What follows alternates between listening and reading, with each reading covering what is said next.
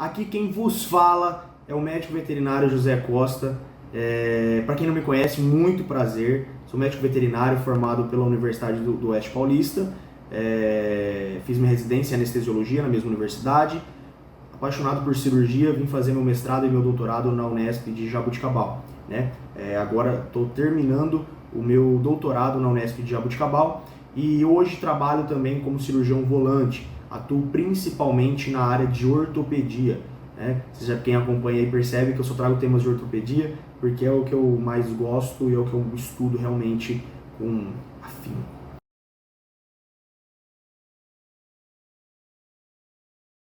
E dentre os assuntos da ortopedia, eu trago aqui para vocês um assunto extremamente polêmico. Há cirurgiões ortopedistas que amam e há cirurgiões que odeiam. São as fraturas condilares do húmero. Então, o manejo de fratura condilar humeral é nosso tema da aula de hoje.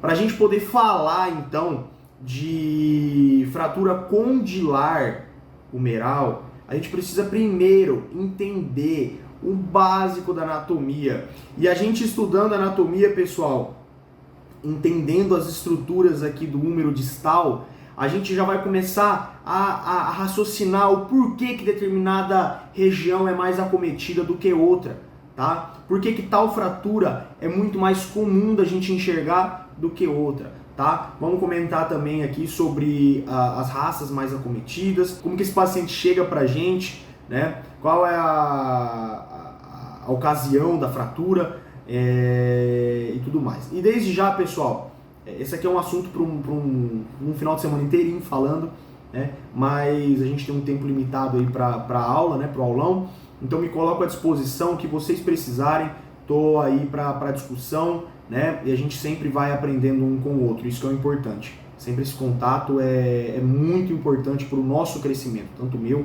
quanto de vocês. Beleza? Vamos lá? Então aqui na imagem da esquerda é um húmero, na sua vista caudal, aqui a gente está vendo a cabeça humeral, ó. Beleza? Cabeça humeral aqui.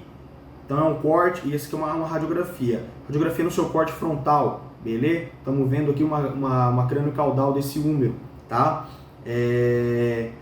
A parte proximal aqui não importa muito pra gente hoje, tá? É importante pro animal, tá? Mas pra gente vamos estudar só a região distal, que é o foco da aula.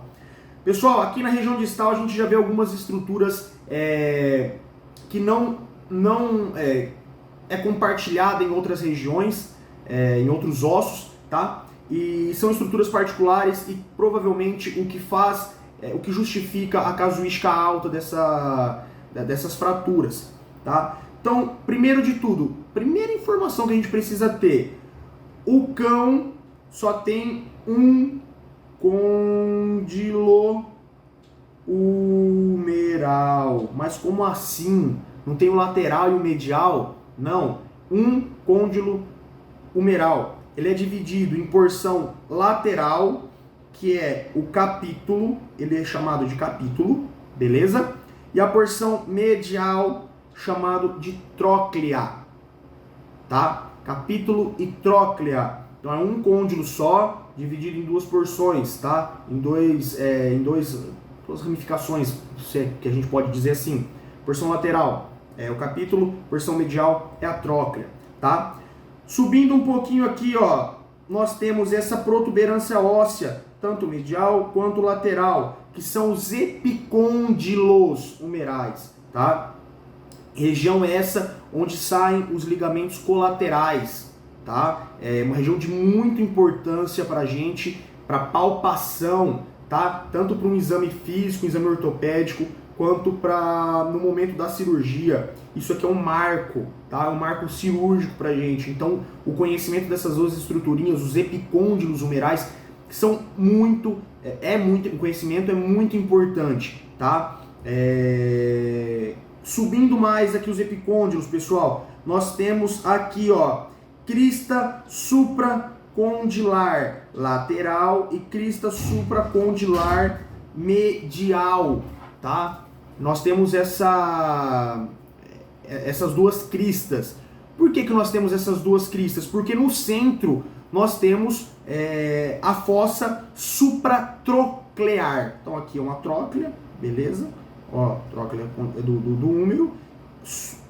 O nome é muito difícil, né? É uma fossa, por quê? Porque é uma fossa e ela está acima, então ela é supra. Acima de quê? Da tróclea. Então ela é supratroclear, beleza? Anatomia e seus mistérios, né? Vamos lá.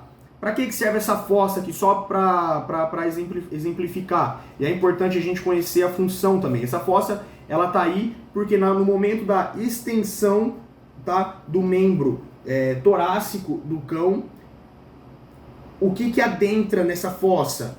O ancônio, tá? Então o processo ancônio da una, ele faz aquela voltinha, né? Vocês lembram? Forma uma concavidade, né? uma região semilunar que a gente fala, e essa ponta, que é o processo ancônio, na extensão ela adentra a fossa, beleza? Volta, adentra a fossa na extensão, volta na flexão, beleza? Já adiantando, José, e se a gente colocar um implante aí passando e pegando essa fossa? Na hora da extensão, isso vai doer, tá? Esse paciente vai sentir dor, então a gente tem que evitar, um spoiler aí, tá? Porque depois qualquer coisa às vezes eu esqueço, evitar de transpassar implante, né, para dentro dessa fossa. Beleza? Pessoal, aqui já no raio-x a gente consegue ver também as cristas supracondilares, lateral e medial. E aqui, família, a gente já consegue ver uma diferença gritante entre as duas cristas, tá? Tanto na radiopacidade, na densidade óssea, quanto na grossura, no diâmetro dessas cristas, tá? Onde a crista lateral, ela é muito menor do que a crista medial, né? No desenho aqui, ó. Então a crista supracondilar lateral, ela é muito mais fina, delgada do que a crista epicondilar, supracondilar, perdão, crista supracondilar medial, tá? O que deixa essa crista lateral um pouco mais frágil. E a gente vai perceber ao longo da aula que essa crista ela vai sofrer um pouco mais de estresse e ela, obviamente, é a que mais fratura. Beleza? Então essa particularidade anatômica é muito, muito importante. Aqui já no raio-x, um corte sagital, então a gente está olhando o quê? Médio lateral, tá? Então a gente está um raio-x pegando de dentro para fora, tá? Então raio-x médio lateral, aqui a gente tem a cabeça humeral aqui em cima, tá? Tubérculo maior, beleza? Mas não é a região de interesse, cortando no meio. Região distal, nós temos aqui, ó, essa partezinha que faz parte da crista medial, né? Supracondilar medial. E aqui a gente tem essa região extremamente radiopaca, ó, essa bola. Então, eu não estou desenhando certo, não é uma bola, mas essa aqui é uma bola, ó. Esse círculo, que é o que? A sobreposição da tróclea e do capítulo, tá? A gente vai perceber, isso é interessante a gente saber, né? Porque essa aqui vai ser uma região de inserção de implante na hora que a gente falar da correção cirúrgica, tá? Aqui à frente, só para detalhar um pouco, aqui à frente a gente tem o rádio articulando e aqui embaixo a una, né? A una. Ó aqui, ó, o processo oncônio que vai entrar dentro né? Óbvio. Entrar na fossa supratroclear. Beleza? Partiu? E por que a gente tem que estudar então isso? José, beleza. Por que a gente estuda? Porque é altamente comum nós termos fraturas condilares humerais, tá? Então, dentre todas as fraturas que acometem o húmero, 41% são fraturas condilares, tá? Dentre todas as fraturas condilares que a gente tem do húmero, até 70% é relativa à porção lateral, tá? Lembra daquela particularidade que a gente acabou de falar? Então até 70%, depende dos estudos, depende da população, depende da casuística de cada centro que realiza os estudos, tá? Mas dentre os estudos, até 70% a gente vê que que é muito comum. É muito comum a fratura da porção lateral do côndilo humeral, tá?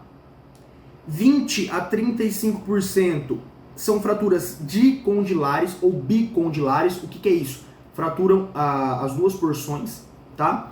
E a região medial, ela é de menor ocorrência. E a gente vai falar o porquê. Aqui, pessoal, é uma foto da articulação do cotovelo, tá? Então a gente consegue ver aqui a mesma coisa que a gente estava conversando, ó, húmero, porção medial do húmero, tá? Aqui a gente vê a tróclea, ó, tô desenhando aqui só para vocês me acompanharem aí, tá? Tróclea, beleza? Ó que belezinha. E aqui, região lateral, tá? Pessoal, isso a gente já conversou, ó, aqui a fossa, né, ó. E olha aqui dentro o processo oncônio da ulna, ó. Já ali dentro, tá? Só para reforçar. O que a gente vê, pessoal, olhando a articulação do cotovelo de frente, né? Como se fosse uma cranial, uma visão, uma vista cranial. O que a gente consegue ver de particularidade aí que a gente precisa se atentar e justifica a casuística tão grande de fratura condilar lateral, né? Olha onde que o rádio, com quem que o rádio se articula, pessoal. Olha aqui o rádio aqui, ó. Beleza? Então a cabeça do rádio, ela vai se articular com a porção lateral do côndilo humeral, tá? Ela vai jogar a força toda na porção condilar lateral, né? E a gente sabe que o rádio, ele é responsável pela... lógico, varia, né? Cão e gato varia. O gato, ele tem uma divisão de carga um pouco maior, mas a gente sabe que, de toda forma, o rádio é o que sustenta a maior carga, né? Na hora que o animal pisa, maior parte do peso é passado pelo rádio, tá? Direcionado para o côndilo humeral, mas a porção lateral, e volta para o eixo. E aí, pessoal, eu acabei de fazer uma coisa que é muito interessante também, e o que justifica a grande quantidade de fratura. Tanto a maior carga de força, né, de peso, é direcionada para o côndilo, como o côndilo ele é mais lateralizado. Como assim, José? Aí começou a complicar. Nós temos o eixo mecânico, que vai da cabeça humeral até a patinha, reto. O côndilo, a porção lateral do côndilo humeral, ela é mais lateralizada, ela foge um pouquinho do eixo mecânico do membro torácico, tá? E isso faz com que se tenha ali uma distribuição um pouco diferente da carga e, teoricamente, dá aquela empurradinha para o lado. E o que a gente tem pode ser um dos fatores que contribui com a fratura, com essa grande casuística de fratura lateral, tá? Então, o que predispõe? Crista supracondilar fina, essa diferença com relação ao eixo do côndilo do côndilo lateral ali, né? Da região da porção lateral do côndilo humeral, tá? E a cabeça do rádio, que está extremamente ligada, né? Ela distribui a carga com essa região do côndilo humeral. Beleza, pessoal? Opa, vamos lá. E aí, pessoal, o que é muito importante a gente salientar? A gente vai ver que eu trouxe alguns artigos aqui pra gente discutir, mas nós vamos ver que filhotes, eles têm uma casuística muito maior dessas fraturas do que cães que não são filhotes, tá? E essas fraturas em filhotes, elas são classificadas, elas são enquadradas nas fraturas de Salter-Harris, que são aquelas fraturas que abrange a linha de crescimento, a fise, tá? Então aqui é um paciente normal, pessoal, então aqui a gente já tem um número, né? Um número de um paciente normal, ó, crista epicondilar lateral, medial, por que eu sei? Porque é uma mais grossa que a outra, acabamos de conversar. Aqui tem a fise, tá? Exemplificada em azul, tá? E tem também uma uma linha entre os côndilos aqui. Beleza, pessoal? Quando a gente tem uma fratura que abrange essa linha de crescimento, nós temos os tipos de fraturas de Salter-Hairs. Como nós estamos falando de uma fratura condilar, nós estamos falando do quê? De uma fratura articular, pessoal. Então, vai ser esse tipo 1 e tipo 2? Não. Por quê? Porque não abrange o côndilo em si, ó. O côndilo permanece intacto, tá? Mas pode ser tipo 3 e tipo 4? Aí pode. Então, quais são os tipos de fraturas em filhotes que nós temos? Fraturas do tipo Salter-Hairs, tipo 3 e tipo 4. Qual a diferença, pessoal? Uma pega a epífise, né, esse centro de ossificação aqui intercondilar, e a região da fise, beleza? O outro pega a epífise, passa pela linha de crescimento, né, da metáfise aqui, e abrange a região da crista supracondilar, tá? E aqui, esse tipo de fratura, pessoal, é o tipo de fratura que a gente estava conversando que é o mais comum, tá? É uma fratura articular, beleza, pessoal? Fratura articular. Logo, nós que somos ortopedistas e vocês futuros ortopedistas, cirurgiões, qual é um dos princípios de fratura articular? Já olhando essa imagem, sempre que possível, a cicatrização tem que ocorrer de forma primária, não pode fazer calo.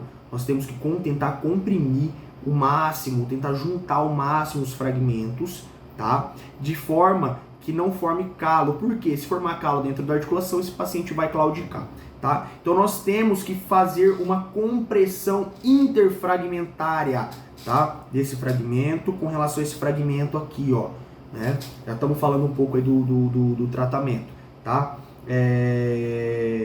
Então esses dois tipos de fraturas são mais comuns com relação aos pacientes filhotes, tá? Pessoal, e paciente adulto?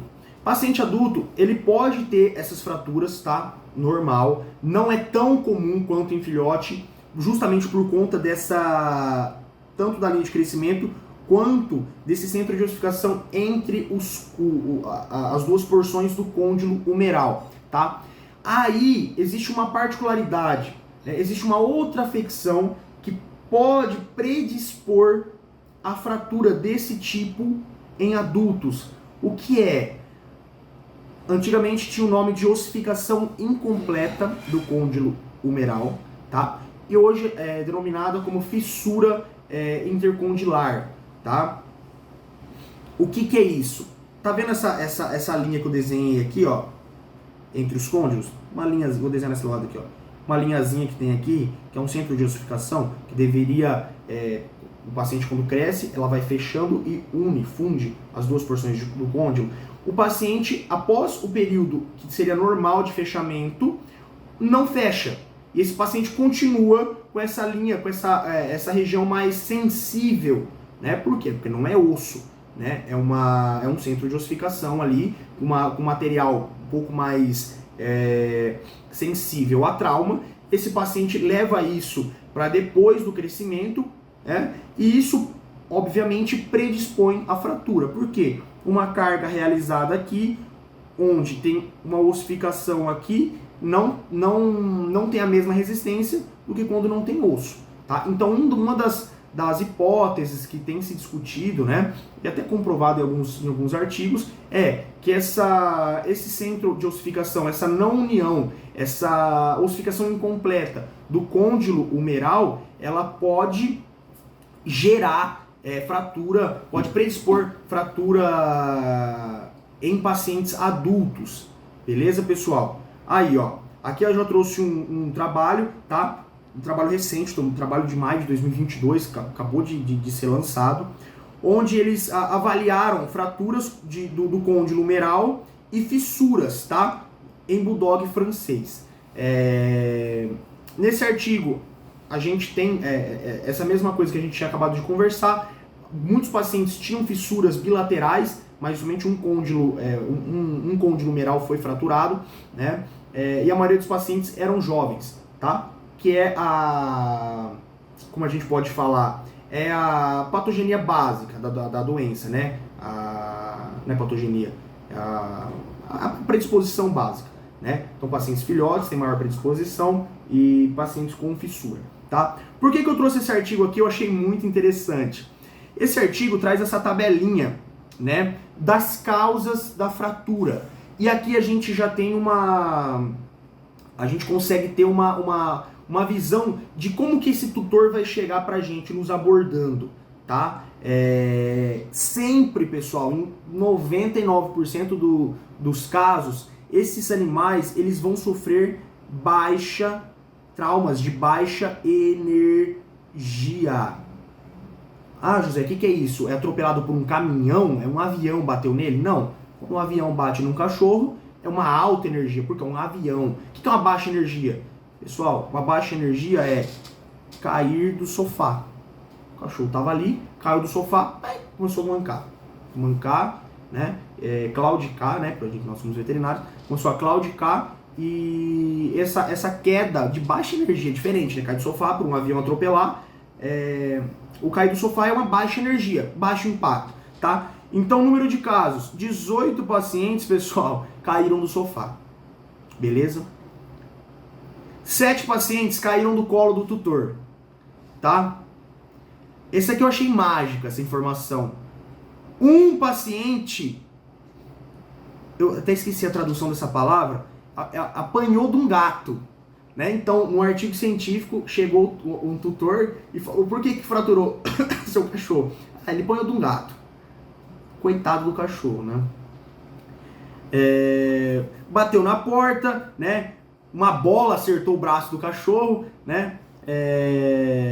Tirando a brincadeira, né? A gente consegue ver que uma baixa energia, pessoal, tipo apanhar de um gato, pode causar fraturas. Por quê? Porque esses cães, eles são, e principalmente essa raça, é uma raça que tem uma predisposição maior para esse tipo de acometimento, desse tipo de fratura, tá? E pessoal, notem que 5 animais brincando, outro animal se envolvendo com um gato e 2 animais correndo no jardim quebraram o braço, tá? Tiveram uma fratura do condilar, tá? Então, assim, nem sempre é bem baixa energia mesmo. Então, nem sempre esses pacientes chegam com aquele histórico de atropelamento, tá? Essas fraturas específicas são oriundas de baixa energia, tá? E quis trazer mais por ter apanhado do gato mesmo. Vamos lá, pessoal. Raça e fator de risco para as fraturas condilares humerais em pacientes imaturos, tá? Paciente onde o esqueleto não está formado, ainda tem centro de ossificação aberto, tá? A gente consegue ver do número total de fratura condilar aqui, 47 são bulldogs franceses, beleza? 17 Springer Spaniel, tá? E corresponde a 20% da prevalência de fratura condilar nessas raças, tá? Então, essas duas raças têm uma predisposição, a literatura tem trazido pra gente como uma predisposição. José, os pacientes que você operou até hoje, que raça foram? Bulldog, ponto. A grande quantidade, a grande maioria, na verdade, acho que eu só operei Bulldog com essa afecção por enquanto, né? Lógico, tem outras raças, aqui o artigo distribui muitas raças, tá? Mas Bulldog, ela ganha disparado com relação às fraturas condilares, beleza? Claro, pessoal, isso varia de centro para centro, tá? Mas na grande maioria é isso que a gente consegue ver, beleza?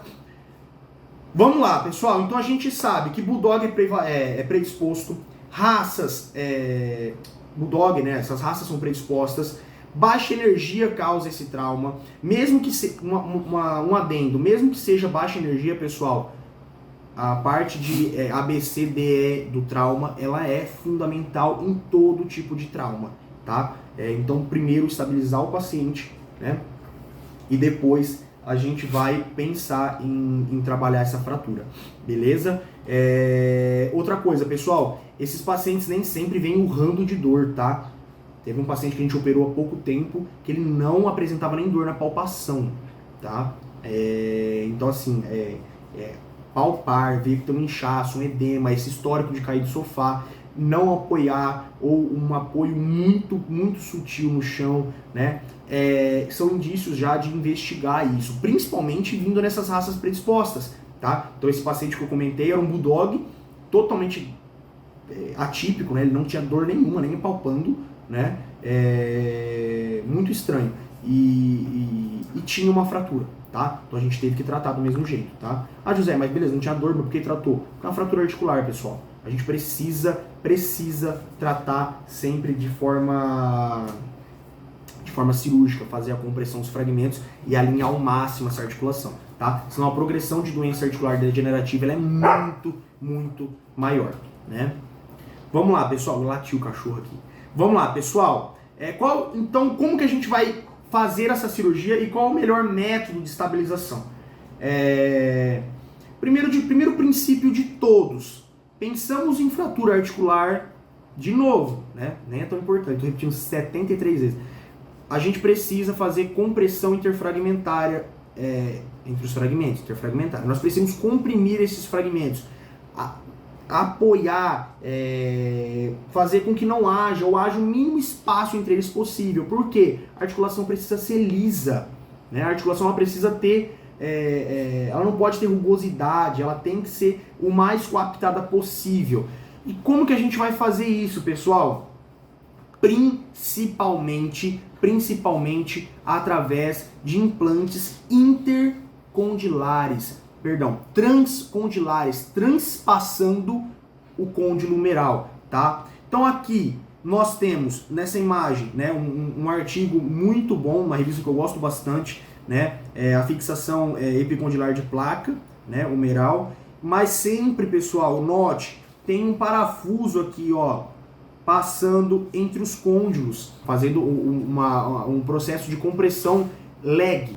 Prestemos atenção, pessoal, que o parafuso ele vai fazer, ó, digamos que minhas duas mãos são troca e capítulo, tá? Tá separado aqui, ó. Nós alinhamos, comprimimos, tá? É óbvio saber que o parafuso passando dentro do côndilo, da troca e do capítulo, ele vai impedir esse movimento, tá? Esse movimento, beleza? Perfeito. E esse movimento? O movimento de rotação do fragmento, ele impede? Não, ele não impede. Então o que nós precisamos, pessoal? Ó, aqui as cristas, sério, muito bom esse exemplo, ó. As cristas epicondilares aqui, ó. Ó a rotação. Vai estar coaptado, mas vai estar rodado. Beleza? Isso não é ideal. O que nós precisamos fazer? Fixar, né, digamos que esse aqui é a porção lateral do côndilo, né? Fixar também essa crista. Para quê? Para impedir a rotação. Ou aumentar mais um implante aqui, para também ajudar na rotação. Então, o que tem se feito muito, tá? 3 tipos de fixações. Parafuso com função compressiva, lado esquerdo da tela, com uma placa epicondilar, então uma placa fixando a crista epicondilar com a diáfise humeral, tá? Aqui o pessoal da Itália trouxe outro método de fixação, eu particularmente nunca usei, mas eles trazem como uma eficácia boa, um trabalho de 2017, que é não passar o parafuso leg, eu trouxe só por título de curiosidade, mas passar em 2 pinos aqui, e fazer uma compressão adequada, né? Passar um pino aqui, antirrotacional, né? Eu particularmente prefiro o parafuso leg, mas é uma opção, né? E já olhando essa imagem aqui, por esse motivo que eu trouxe, né? Ou essa placa, ou simplesmente um pino transpassando a crista supracondilar com relação à diáfise humeral, tá? Nós passamos além do parafuso transcondilar, também passamos um pino, tá? Inserido próximo ali do epicôndilo até a diáfise humeral, passando, tá? Pela, ó, o côndilo olhando de dentro para fora, ó, passando da crista, ó, da crista até a diáfise humeral, beleza? Ele impede, ele junto com o parafuso leg não impede todas as forças menos rotação? Beleza, e esse parafuso, ele impede a rotação. Perfeito, perfeito. Qual que é uma questão importante? Essa técnica cirúrgica, ela funciona muito. Utilizo bastante ela. Porém, se nós compararmos, tá? Isso depende muito de paciente para paciente, tá, pessoal? Vamos ter aquele score de fratura, paciente jovem, agitado, obeso, mais velho, né? Onde mora, isso tudo influencia na nossa decisão, tá? E no prognóstico. Mas, se nós formos comparar questão biomecânica e comparar com relação ao que os artigos trazem de complicações pós-operatórias, esse sistema de placa epicondilar, ele é muito superior, tá? Não muito superior, mas ele é superior, né? Ele tem menos complicação e ele tem uma estabilidade melhor, tá? Por que isso? Pessoal, é um pino. Qualquer movimentaçãozinha que a gente vai ter nessa região, ele vai segurar essa rotação, ele pode migrar. Então, migração desse pino, né, é uma das complicações muito comuns nessa estabilização com pino e parafuso, ou pino e esses dois pinos aqui transcondilares, tá? Por outro lado, né, há trabalhos extremamente recentes, ó, 2022, julho, agora, foi 1 mês, 2 meses, que indicam, né, a realização da técnica com o parafuso transcondilar e o pino antirrotacional. Por que chama pino antirrotacional? Né? Eu não sei, é um segredo, mentira. Por quê? Qual que é a função do pino? Antirrotacional. Então a gente vai denominar esse pino de antirrotacional.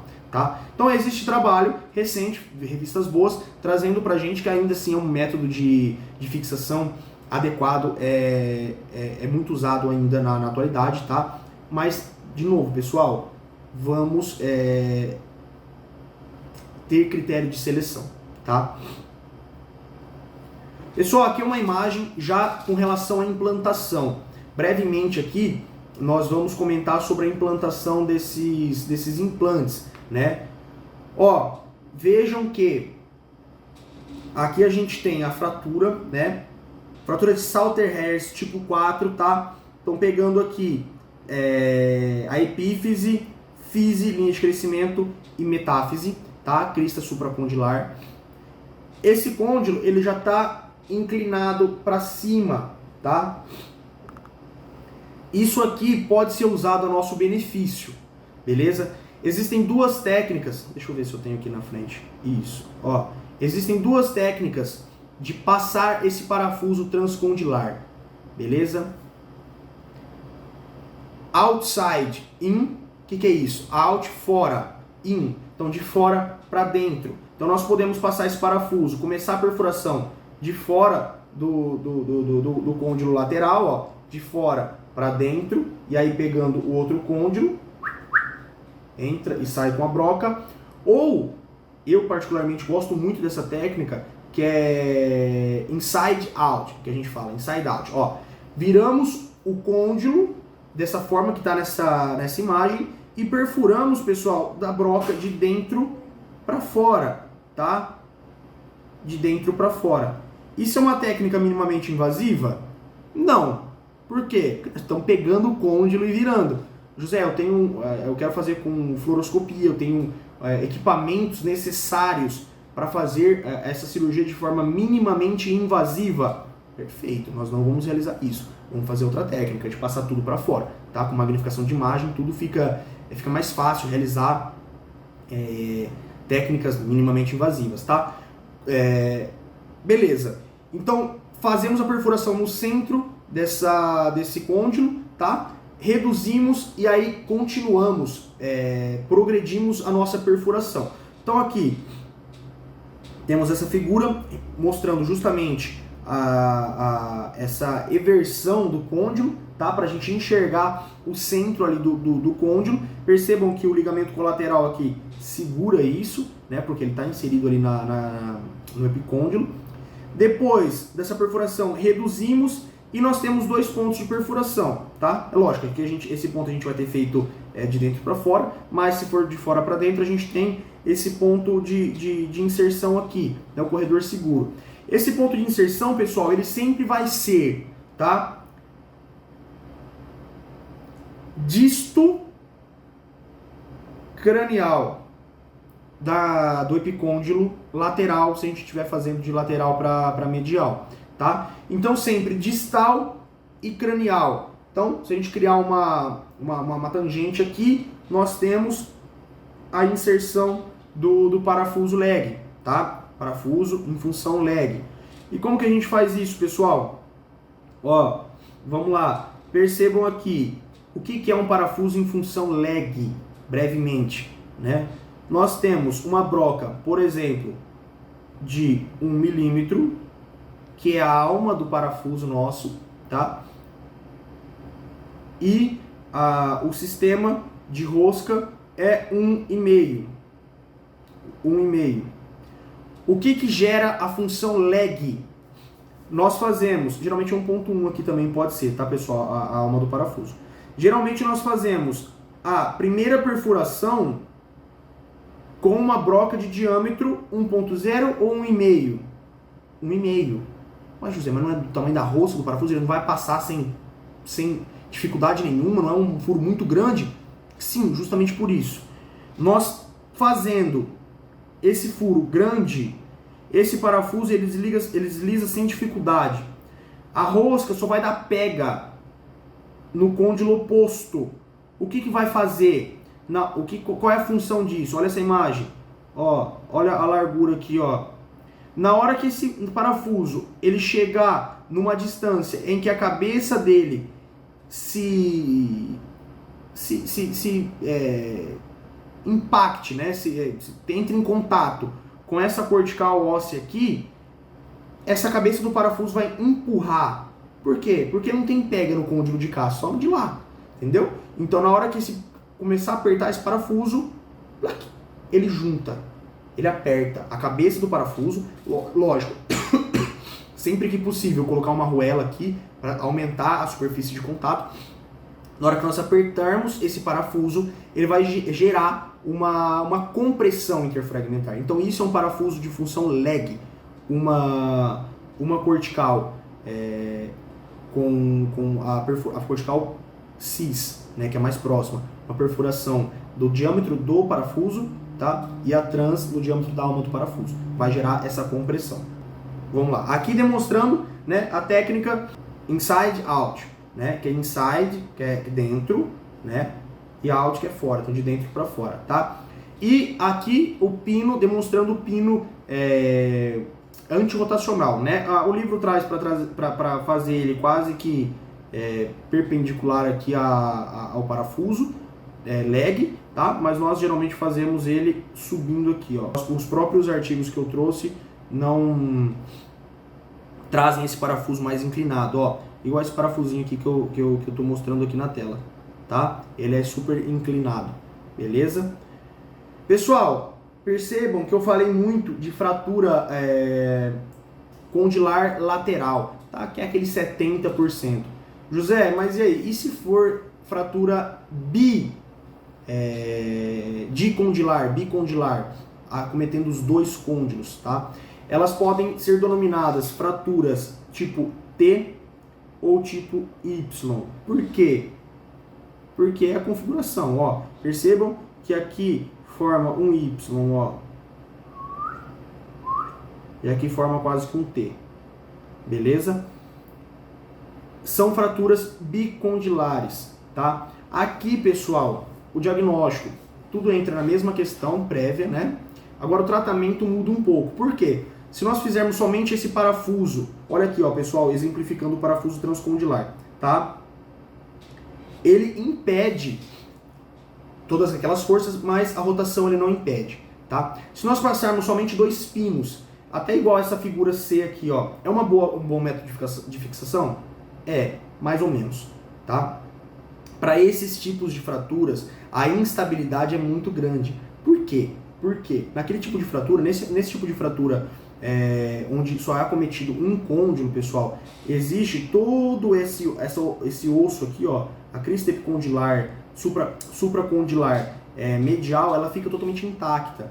Então a divisão de carga é muito grande com essa região, tá? E quando a gente tem as duas regiões fraturadas, pessoal, 2 pinos não é capaz de segurar, tá? A chance de você ter complicação é muito grande. Então, nesse caso, nós preferimos utilizar placas, tá? Seja placa na região medial, sempre indicada placa na região medial, e placa na região lateral, ou placa na região medial, pino antirotacional na região lateral. A gente pode fazer usar diferentes tipos de implantes, tá? Mas o que é preconizado, pessoal, e o que eu orientaria vocês? Nesse tipo de fratura, é muito importante nós termos visão do que a gente está fazendo, é muito difícil de corrigir. Então, o que é feito para corrigir esse tipo de fratura? O acesso, vamos pensar comigo, aqui é a região lateral do meu braço, do meu cotovelo. Para uma fratura condilar lateral, nós vamos acessar crânio lateral. Beleza? Crânio lateral. Para uma fratura de condilar, nós podemos acessar lateral e medial, temos os dois acessos e olhamos, ou nós podemos otimizar a nossa visualização. É mais traumático, mas nós podemos otimizar a nossa visualização. Como, José? Olha aqui. Se nós abrirmos aqui atrás, caudal, né, ou médio caudal, tanto faz, nós abrimos, conseguimos essa visualização caudal. Mas não tem o tríceps aqui, né, que é super robusto. Onde que o tríceps ele se insere? No olecrano. Nós fazemos uma osteotomia do olecrano, tá? Puxamos esse tríceps para cá e nós vamos ter justamente, pessoal, essa vista dessa foto, ó. Essa vista, dessa foto não, desse desenho aqui, ó. Nós vamos olhar o húmero de trás, caudal. Nós vamos conseguir enxergar as duas cristas supracondilares ali, né? E o côndilo. Isso vai permitir a gente ver a real coaptação dos fragmentos e o alinhamento ósseo, tá? Então, essa técnica, ela é super indicada para esse tipo de fratura, justamente porque permite uma maior visualização, tá? Essas placas, elas podem ser colocadas tanto lateral quanto medial, quanto médio caudal e lateral caudal. A gente coloca um pouco mais para trás, que é onde a gente está conseguindo enxergar, tá? Isso varia de paciente, com formação óssea de cada paciente, tá? José, beleza, mas e aí? E o olecrano? A gente volta e fazemos uma banda de tensão para fixar esse olecrano. José, mas é muito invasivo, eu acho que não compensa, né? Pessoal, beleza, na teoria, realmente, é muito invasivo. Se a gente conseguir fazer 2 acessos, perfeito. Só que essa fratura não é fácil de corrigir, né? Quando nós temos um intensificador de imagem, ajuda muito, pode ser que funcione bem, né? Mas nós sempre precisamos olhar muito bem o que a gente está fazendo. Até mesmo com o intensificador de imagem é interessante esse acesso, né? Porque a gente precisa saber o que a gente está fazendo, tá? Principalmente se tratando de uma fratura articular, beleza? Pessoal, grande parte dos pacientes eles têm um prognóstico bom, tá? Claro, a depender do método de fixação, né, e do tipo do paciente que a gente está operando, mas grande parte tem uma recuperação boa. Podemos ter complicações com esse tipo de fratura? Com certeza. Uma vez que nós temos uma fratura articular, pessoal, doença articular degenerativa vai acontecer, tá? Isso vai depender também do quanto nós tivemos acurácia em reduzir os fragmentos, né? E manter ali uma superfície mais sem degrau possível, mais coaptada possível, perfeitamente coaptada, tá? Então, doença articular degenerativa vai acontecer, né? Nós temos que alertar o tutor, isso a longo prazo ou a curto prazo, tá? Nós podemos ter infecção, nós podemos ter artrite séptica, tá? Por quê? Nós estamos entrando na articulação, tanto com o implante quanto olhando a articulação, então, assim, pequenos casos vão ter artrite séptica, mas existe essa possibilidade.